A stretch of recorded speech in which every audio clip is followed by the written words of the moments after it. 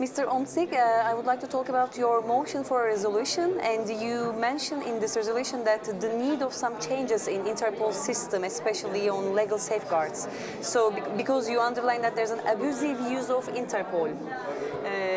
How can you explain this abusive use of Interpol? Now, Interpol is a very valuable organization if you're combating crime internationally, terrorism or murder.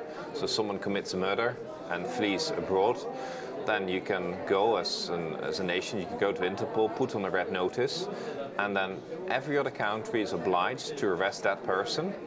And at that point, extradition procedures start from the country where you are to the country that requests you. So that's a very useful procedure. The problem is that a number of countries are using this system to signal political opponents.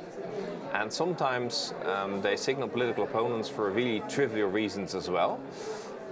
We've had a Belgian citizen who was signaled by Turkey, and the only reason why he was signaled because he was protesting inside the European Parliament against a Turkish minister. He did interrupt the meeting, so obviously he should have been maybe removed from the room, but he was 3 times imprisoned in 3 different countries because Turkey wanted to extradite him, and 3 times judges in those countries, after lengthy procedures, said, look, there wasn't even a crime, so we can't extradite you.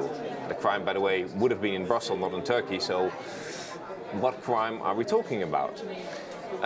We've seen that especially countries like Kazakhstan and Russia are pushing it to the extreme and are putting political opponents on the list.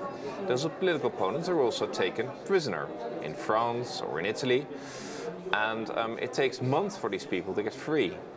And obviously it's quite intrusive if you get into pre-trial detention.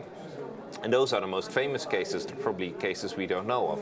So we need some legal safeguards that the people that are put on the red notice list are always serious criminals. And countries who abuse the system should not be allowed to use the system, or there should be some check in the system. But that would be the object of a study. Yeah, and also you have some recommendations to the Parliament in that case, maybe more clear, to be more clear, what could it be to more strengthen the legal safeguards?